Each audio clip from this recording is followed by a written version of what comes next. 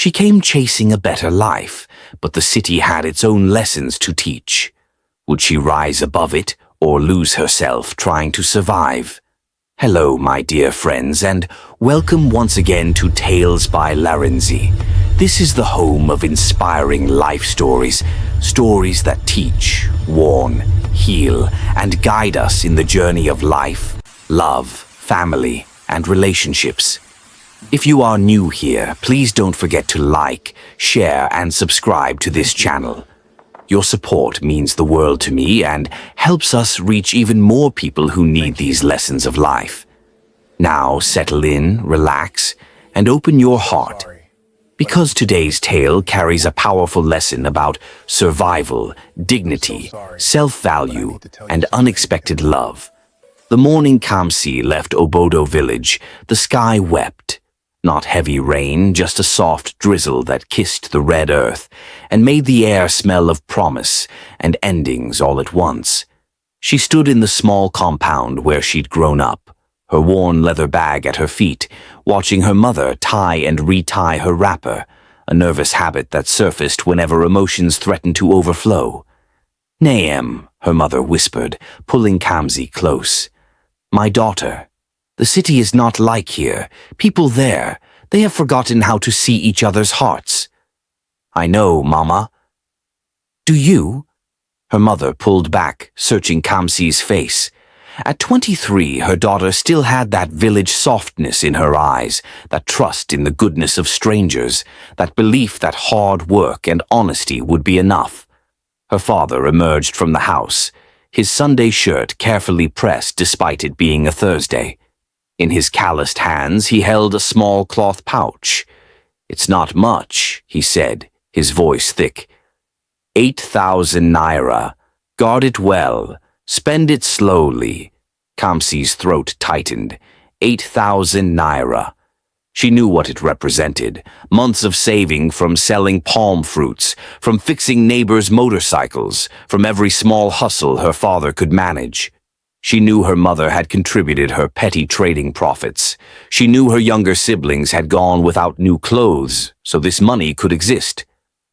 "Papa," he raised his hand, "listen to me, Kamsi. You have your degree, you have your brain, but most important, you have your name, our family name. Don't let the city take it from you." He looked at her with the intensity of a man who had seen enough of life to know its dangers. "Keep your head straight, even when the ground is not. Dreams are beautiful, but they test your patience before they reward your effort."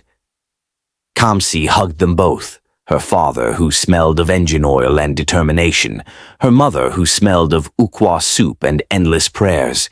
Her siblings gathered around, the youngest crying into her wrapper. "I'll send money," she promised. "Every month. You'll see." The commercial bus to Port Harcourt waited at the junction, its yellow paint faded, its engine coughing black smoke into the gray morning. As Kamsi climbed aboard, she turned back one last time. Her mother stood at the edge of the compound, hand raised in blessing, lips moving in silent prayer. The bus pulled away and Obodo village became smaller and smaller until it disappeared entirely, swallowed by the rain and the red dust, and the future rushing toward her. Port Harcourt hit Kamsi like a slap. The noise came first, car horns blaring in angry conversation, generators roaring from every corner, traders shouting their wares in a cacophony that never seemed to pause for breath. Then the smell. A mixture of crude oil, salt water from the distant creek, suya roasting on open fires, and the indefinable scent of too many people living too close together. The bus dropped her at Garrison Junction, and for a moment Kamsi simply stood there, clutching her bag, watching the city rush past her like she was a stone in a river. "Kamsi! Kamsi!" She turned to see Amma pushing through the crowd. Her old secondary school friend looked completely transformed. Gone was the girl who'd worn faded uniforms and borrowed textbooks. This Amma wore skin-tight jeans, a crop top that showed her flat belly, and weave-on hair that cascaded past her shoulders. Her face was painted with makeup, her lips a shocking red. "Babe," Amma squealed, pulling Kamsi into a hug that smelled of expensive perfume. "Look at you, still looking like village champion." She laughed, not unkindly. "Don't worry, we'll fix you up." Amma's apartment was in Rumokoro, a one-bedroom flat with sleek furniture that looked expensive, a flat-screen TV mounted on the wall, and clothes everywhere. Designer bags hung from hooks, shoes lined the walls in colorful rows. "Amma, this place," Kamsi breathed. "How did you—" "Hard work, babe." Amma winked, pulling out 2 bottles of Smirnoff Ice from a small fridge. "Port Harcourt rewards those who know how to play the game." Over the next few days, as Kamsi settled into sleeping on Amma's couch, she began to understand what the game meant. Men called at all hours. Amma would disappear for whole nights and return in the morning with cash in her purse and tiredness in her eyes that makeup couldn't quite hide. She called them clients. She called what she did entertainment. But Kamsi understood the truth. One evening, as they ate jollof rice from a takeaway pack, Amma broached the subject directly. "Kamsi, real talk. You can't stay here for free forever. I need money to maintain this place." "I know. I'll find work. I've been applying." "Applying?" Amma laughed, shaking her head. "With what connections?" "You think companies are waiting for a village girl with a degree and no experience?" "Babe, wake up. This is Port Harcourt. You either eat or get eaten." She pulled out her phone, scrolling through messages. "I have clients who would pay good money for someone like you. Fresh, educated. You could make 50,000 in one night." 50,000? That's more than most people make in a month. Kamsi's stomach turned. "Amma, I can't. Can't or won't. Both." Amma studied her for a long moment, then sighed. "You're just like how we were in school. Always following the rules, always doing the right thing. You think the world rewards that?" She stood up, gathering the empty food containers. "Fine. Stay on your moral high horse, but when hunger wire you, don't say I didn't offer. The city will test what your parents taught you. Only your heart can decide which lesson to keep." That night, lying on the couch, Kamsi stared at the ceiling and felt the weight of her choice. She thought about her father's words, about her mother's prayers, about the 8,000 naira, now down to 5,000 after buying food and printing more CVs. She pulled out her phone and typed a message to her mother. "Mama, I'm fine. Port Harcourt is big, but God is bigger. Keep praying for me." The reply came quickly. "My daughter, remember whose child you are. We didn't send you there to lose you." Kamsi closed her eyes and prayed until sleep took her. The rejection became a rhythm Kamsi learned to dance to. "We need someone with experience. Your qualifications are impressive, but we've filled the position. Leave your CV. We'll call you." They never called. Every morning, Kamsi woke before dawn, ironed her one good outfit, a white shirt and black skirt, and hit the streets. She walked from office to office, her feet blistering in her church shoes, her smile growing more tired with each closed door. By the second week, her 5,000 naira had become 3,000. By the third week, 800 naira. Hunger became her shadow. She skipped breakfast. She made lunch last into dinner. She learned which churches held evening programs where they served free food, and she wasn't too proud to attend. Amma watched all this with a mixture of pity and frustration. "You're suffering for nothing," she said one evening as Kamsi came home with swollen feet and an empty stomach. "Just one client, Kamsi. Just one. You could eat well for a month." "I'm not doing it, Amma. Is it pride or stupidity? It's who I am." Amma threw her hands up. "Who you are is about to be a hungry corpse. But okay, suffer in peace." But Kamsi was beginning to wonder if Amma was right. Was she being foolish? Was holding on to her values just pride dressed in religious clothing? What was dignity worth if you couldn't eat? One night, too hungry to sleep, she knelt by the couch and prayed with tears streaming down her face. Lord, I'm not asking for a big job. Just something, anything. Show me. You still see me here. The next morning, walking through Acre Road, she saw it. A signboard freshly painted in blue and white. Serene Spie. Relax. Renew. Reclaim. Below it, a smaller sign. Staff needed. Sometimes destiny hides behind ordinary doors, but not every open door leads to peace. Kamsi pushed open the glass door before she could talk herself out of it. Serene's spa was nicer than Kamsi expected. The reception area was painted in soft cream colors, with potted plants in the corners, and the smell of lavender in the air. Soft music played from hidden speakers, some instrumental jazz that made the space feel expensive and calm. A woman sat behind the desk, her makeup perfect, her nails done in French tips. She looked up as Kamsi entered. "Good afternoon. I'm here about the job." The woman, her name tag read Blessing, sized Kamsi up with practiced eyes. "Wait here." 5 minutes later, a woman emerged from the back. She was in her late 30s, wearing a fitted dress that hugged curves maintained by good food and better luck. Her weave was Brazilian, her perfume was expensive, and her smile didn't quite reach her eyes. "I'm Madam Vicky. You're interested in working here?" "Yes, Ma." "You've done massage before?"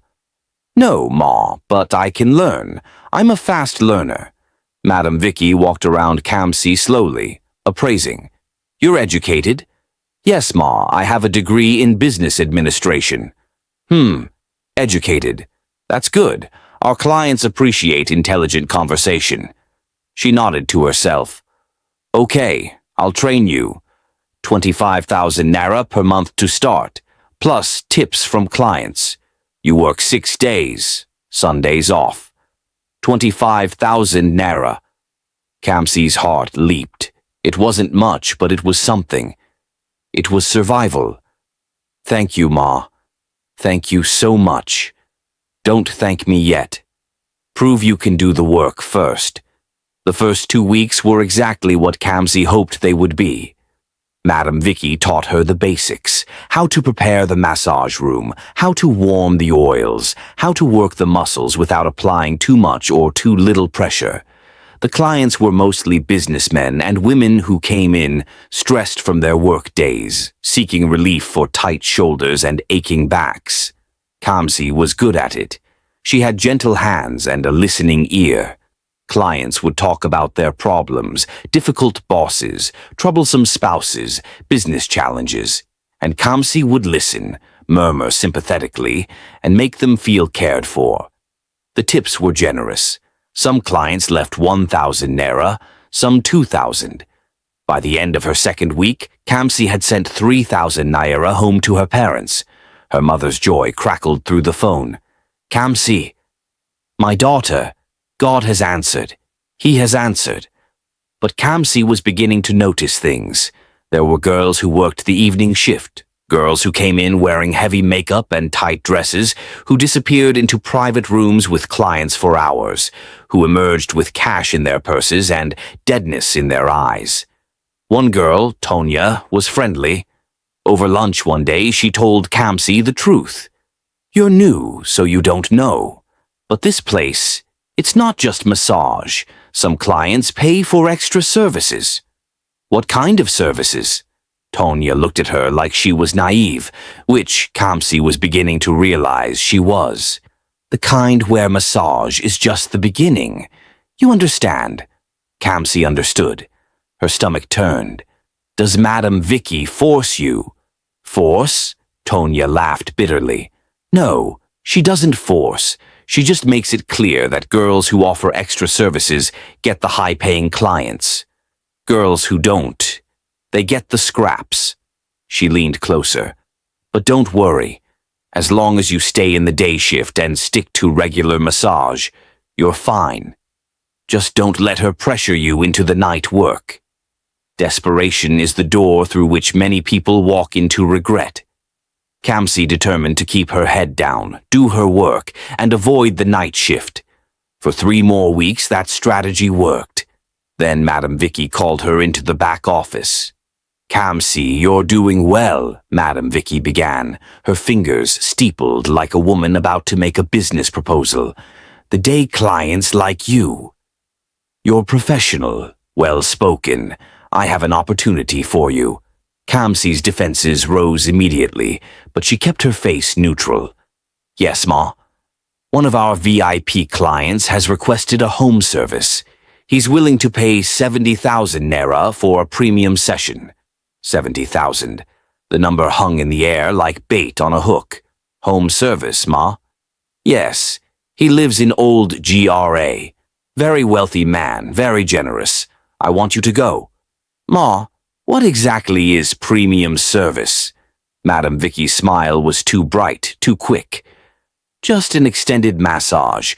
Use the special oils. Make him feel relaxed, pampered. That's what these big men pay for, to feel important."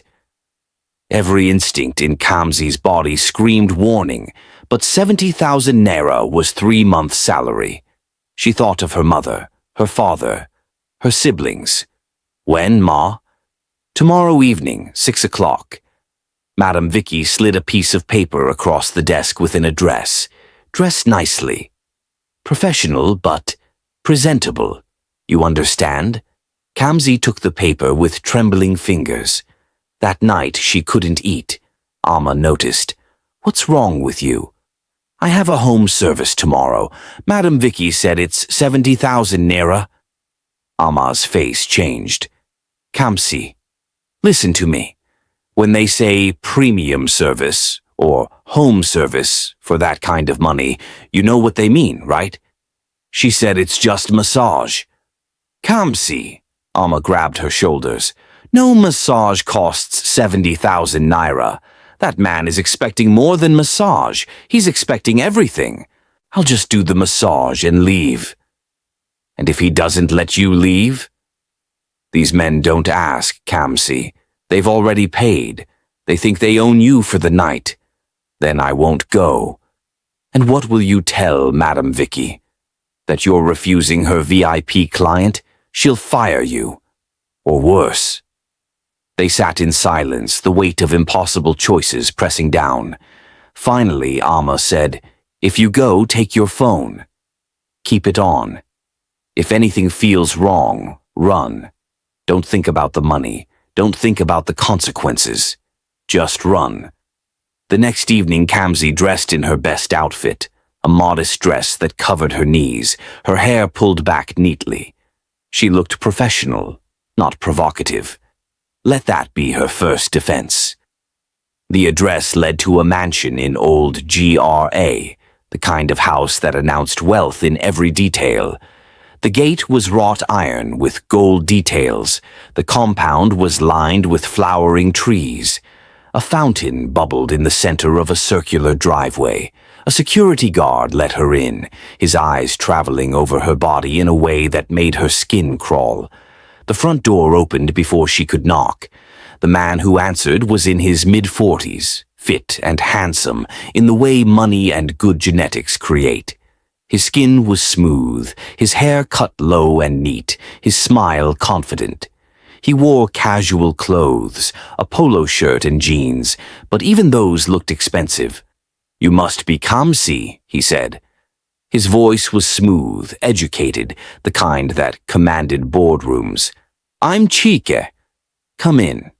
The interior was even more impressive. Marble floors, leather furniture, artwork on the walls that probably cost more than her father made in a year. "Madam Vicky speaks highly of you," Chike said, leading her through the house. "She says you're different from the other girls." "Thank you, sir." "Please, call me Cheek." "Sir makes me feel old," he smiled. "Would you like something to drink? Water? Juice? Wine?" "Water is fine, Cheek." He poured her a glass from a bottle of Evian. Imported water, Kamsi noted.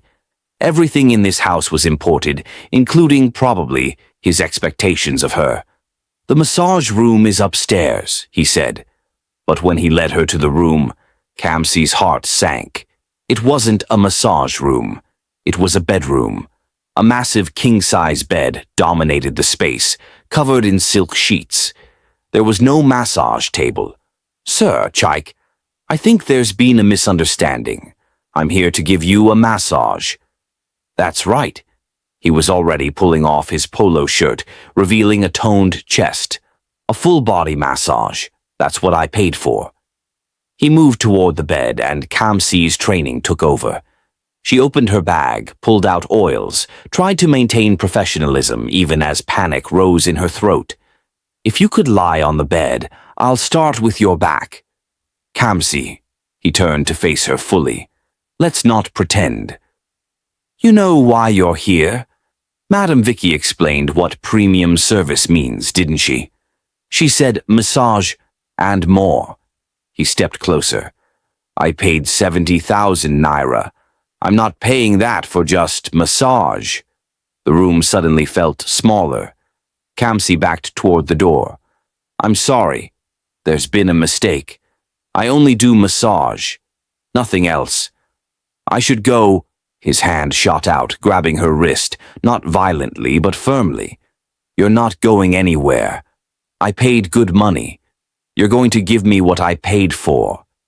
Every time you say no to something wrong, heaven takes note, even when earth laughs." Something in Kamsi snapped. Maybe it was fear.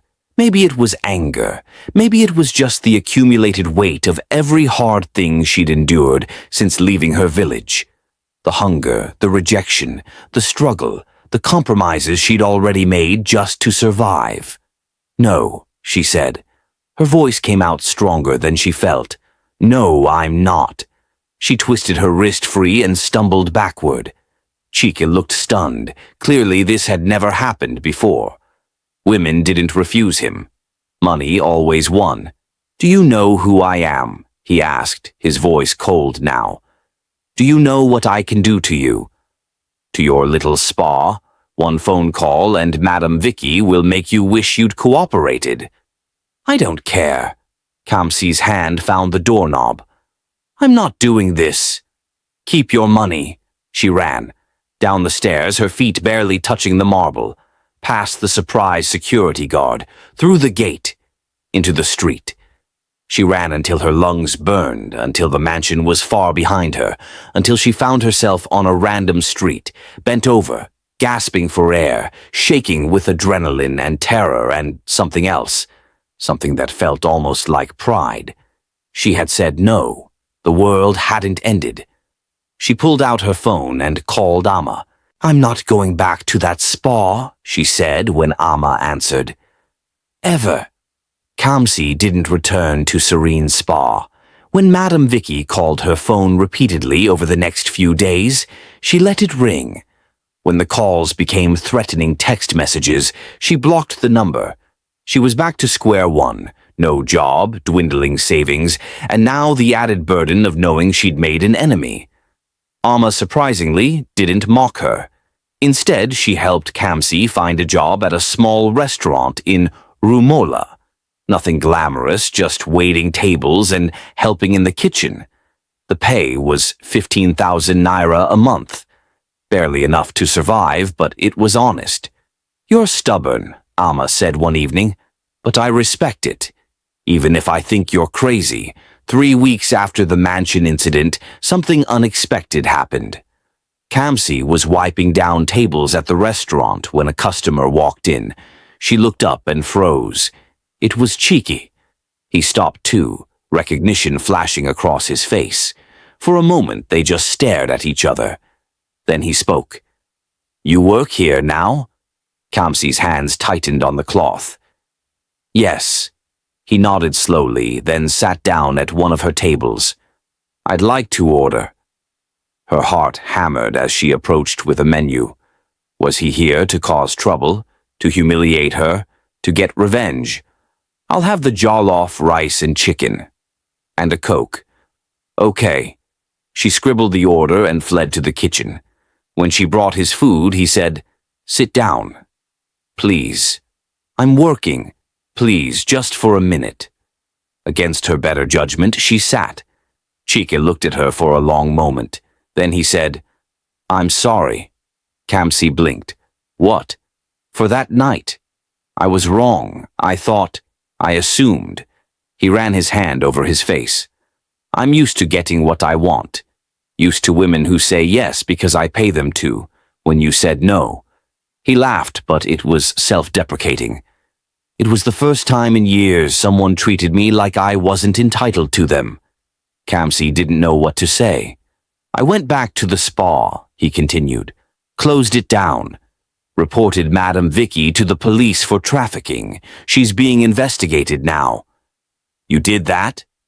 "I did. Because you were right. What she was doing, what I was participating in, it was wrong." He looked at her directly. "You showed me that money can buy attention, but not peace.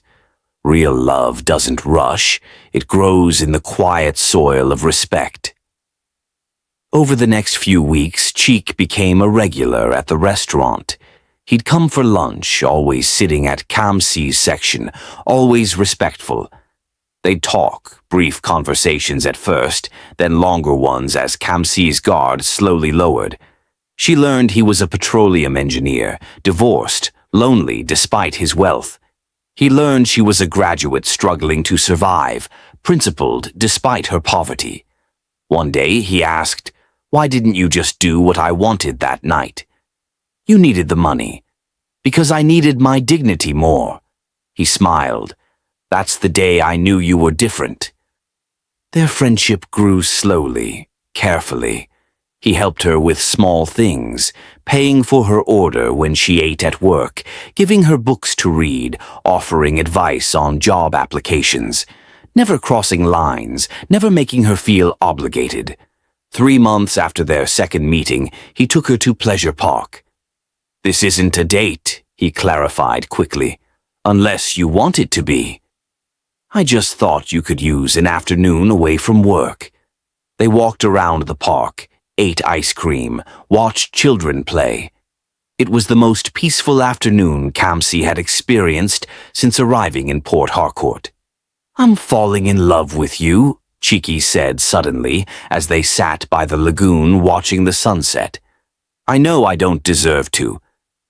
I know you probably still see me as that man from the mansion, but I need you to know." Kamsi's heart did something complicated in her chest. "I don't know what I feel," she said honestly. "Part of me is still afraid of you. Part of me wonders if this is real or if you're just bored and I'm a challenge." "That's fair," he said. "Take your time." "I'm not going anywhere." But Kamsi was beginning to realize something. She was falling too. Not for his money. She'd proven she could walk away from that. But for the man he was becoming. The man who listened when she talked. The man who respected her no rather than resenting it. The man who saw her value beyond what she could give him physically.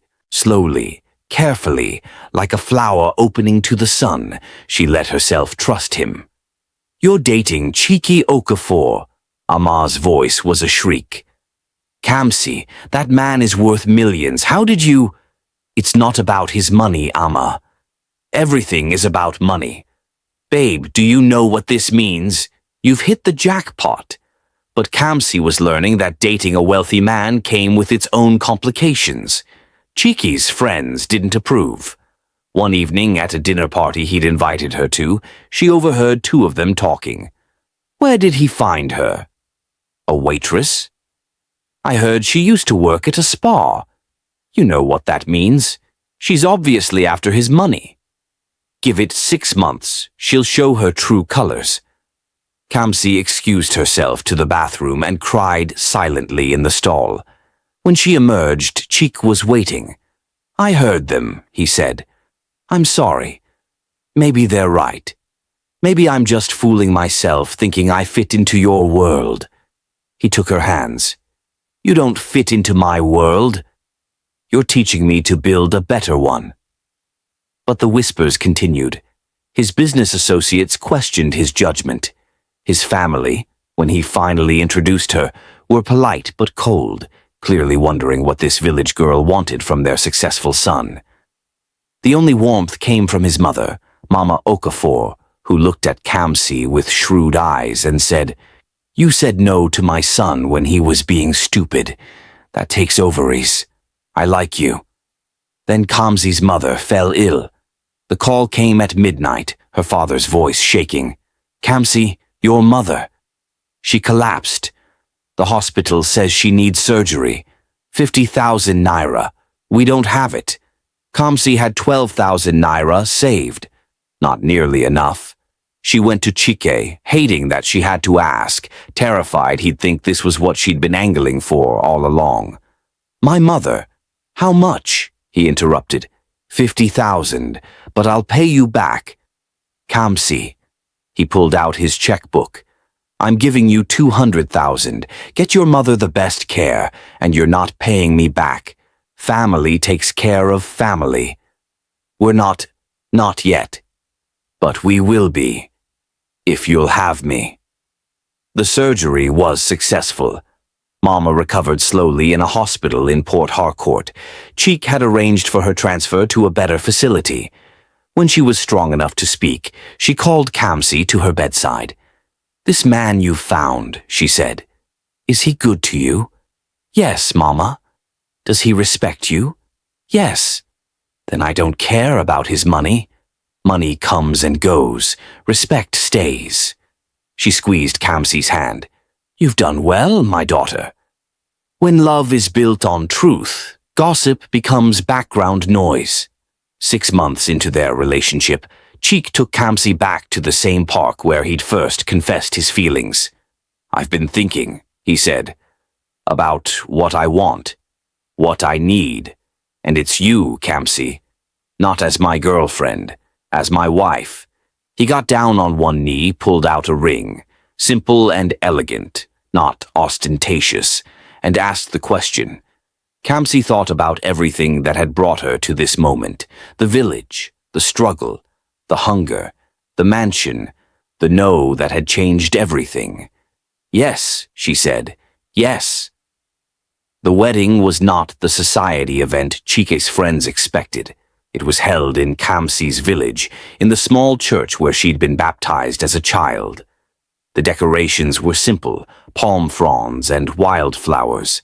The food was local: jollof rice, fried rice, goat meat pepper soup, and chin-chin. But it was beautiful.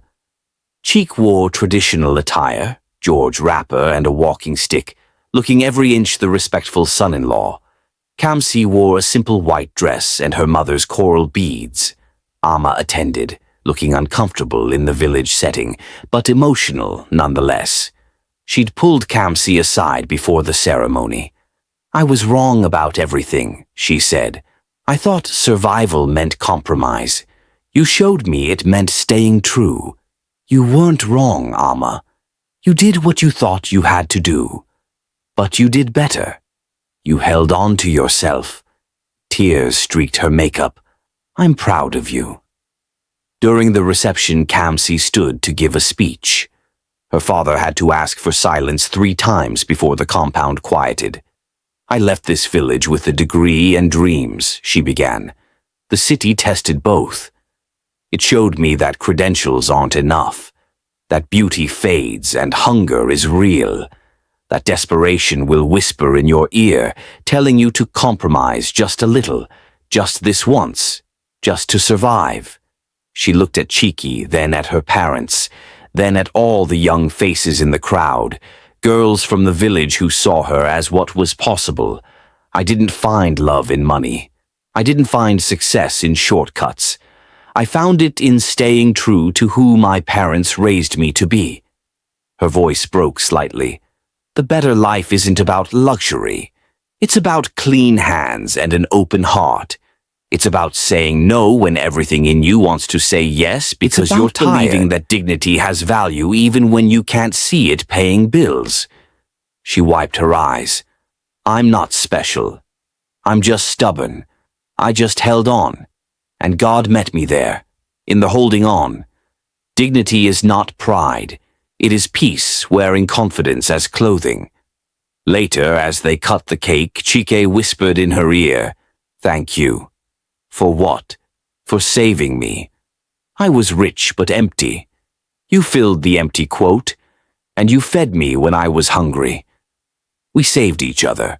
2 years after the wedding, Kamsi opened her own business. It wasn't a spa, she could never bring herself to use that word again, but a skills training center for young women called Dignity House. It was located in a modest building in Trans Amadi, painted in bright yellow and blue.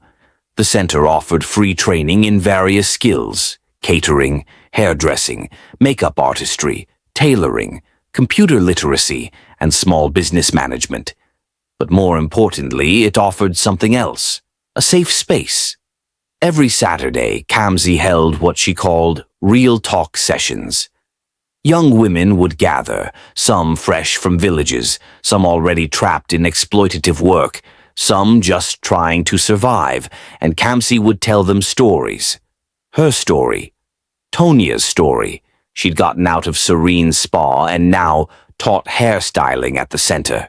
Stories of women who'd said no when everything pushed them to say yes. One Saturday, a girl named Adaizi showed up. She was 19, educated, desperate, and working at a massage parlor that she suspected offered more than massages. "My madam keeps talking about premium services," she whispered to Kamsi after the session. "She says I'm too rigid, too uptight, that I could make serious money if I was more flexible." Kamsi took her hands, seeing herself 5 years earlier in this girl's frightened eyes. "Listen to me carefully. That place is a trap. Your madam is a predator. The money is bait. Leave. Today. Right now. Don't go back for your things. Don't give her a chance to manipulate you or threaten you. Just walk away. But I need the job. I have nowhere to go." "Yes, you do. I have a room upstairs. You can stay there while you train here. Learn a skill. Build something that's yours, that no one can take from you by making you compromise who you are." Adaiz stared at her. "Why would you help me?" "Because someone helped me. Because that's what dignity does. It multiplies when shared." Adaiz left the parlor that day. 6 months later, she was running her own small catering business, specializing in small chops for parties. Chike supported Dignity House fully, not just financially, but personally. He'd show up sometimes to give business talks, to mentor, to tell his own story of how a woman's no had taught him to be a better man. "I was entitled," he'd tell the young women. "I thought money gave me the right to people. My wife taught me that respect is the only currency that matters." 3 years later, Kamsi stood in the main hall of Dignity House, now expanded to include a second floor and a small hostel that could accommodate 15 women at a time. The walls were covered with photos, before and after pictures of the women who'd passed through the program. There was Adaiz, now running 3 catering units across Port Harcourt. There was Blessing, not the spa receptionist, but a different Blessing, who'd escaped a trafficking ring and now managed the center's computer training program. There was Tonia, who'd opened her own salon and employed 5 other women, all with strict policies about dignity and respect. And there, in the corner, was Amma's picture. Amma had finally left her old life 6 months ago. It hadn't been easy. She'd been trapped in a cycle of addiction to the fast money, the validation from men, the lifestyle she'd built. But watching Kamsi's journey had planted a seed. "I'm tired," she'd told Kamsi one evening, showing up at her house unannounced. "I'm tired of pretending I'm happy. Tired of washing makeup off every morning and hating what I see. Tired of men who pay for me but don't see me." Kamsi had held her while she cried. "Then stop. Start again. I'm too old. I'm 31, I'm damaged. You're 31. You're experienced.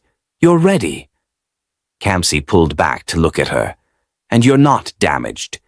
You're just tired. There's a difference." Amma now managed Dignity House's outreach program, going to clubs, spas, and hotels to talk to women still in the life, offering them a way out. She understood them in ways Kamsi never could. She spoke their language. She knew their fears. "I tell them what I wish someone had told me," Amma explained during one of the Real Talk sessions. "That there's no shame in leaving. That starting over at 30, 40, 50, it's not too late. That your past doesn't own your future unless you let it. Your values are your identity. Never trade them for comfort." Kamsi's parents had moved to Port Harcourt now. They lived in a modest but comfortable house that Chiki had helped them build in Rumuokwuta. Her father had started a small motorcycle repair shop. Her mother sold provisions in a store attached to their house. Every Sunday the whole family gathered for dinner. Kamsi and Chike, her parents, her siblings. One was now in university, the other learning a trade, and often a few girls from Dignity House who had nowhere else to go. These dinners were loud, chaotic, full of laughter and argument, and the smell of ukwa soup and onugbu. "This," Kamsi's mother said one evening, looking around the table, "this is what wealth looks like. Not the big house, not the cars. This, family, peace, food on the table that didn't cost us our souls." Cheek squeezed Kamsi's hand under the table. One evening, Kamsi was invited to speak at a youth conference in Port Harcourt. The hall was packed, over 300 young people, mostly girls, from across Rivers State. She stood at the podium, looking out at the sea of faces, some hopeful, some cynical, some desperate, all searching for answers. "Let me tell you a story," she began, "about a village girl who came to the city with a degree and 8,000 naira. Let me tell you about the job that wasn't what it seemed, about the mansion where she almost lost herself, about the no that changed everything." She told them everything. The hunger, the spa, the home service, Cheek's initial wickedness, her refusal, the run, the struggle afterward. "People ask me all the time, 'Kamsi, do you regret saying no? Look at how much you suffered after. Wouldn't it have been easier to just do what he wanted, take the money and move on?' The hall was silent. And I tell them, I would have lost something that no amount of money could buy back. I would have lost me. The girl my father blessed, the daughter my mother prayed over, the woman God created me to be." She paused, letting the words settle. "The city tests your purity, but only you decide what to keep clean. Every day you'll face choices, shortcuts that look like opportunities, compromises that sound reasonable. People who'll tell you that values are luxury items only the privileged can afford. The city tests your purity, but only you decide what to keep clean. But here's what I learned. Dignity is not expensive. It's actually free. It costs nothing to keep and everything to lose, and once you lose it, buying it back is a debt you'll pay for years." A girl in the front row raised her hand. "But Sister Kamsi, what if we've already lost it? What if we've already compromised? Is it too late for us?" Kamsi stepped down from the podium and walked to the girl. She knelt in front of her. "Listen to me. Grace is not a limited resource. You can reclaim yourself right now, this moment, today.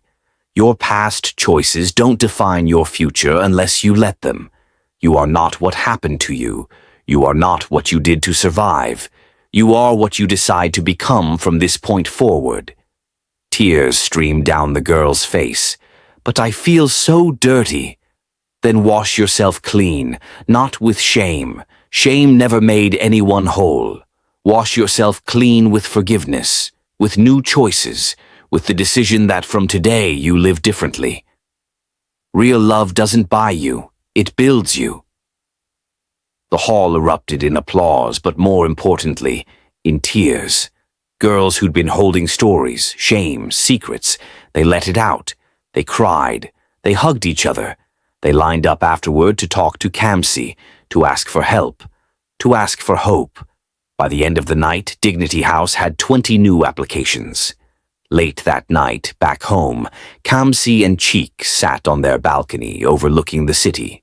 Port Harcourt twinkled below them, a city of millions of stories, millions of struggles, millions of people trying to find their way. "I've been thinking," Cheeky said, "about opening a branch of Dignity House in Lagos. Maybe Abuja, too. There are so many women." "Cheek," Kamsi turned to him, "why do you do this?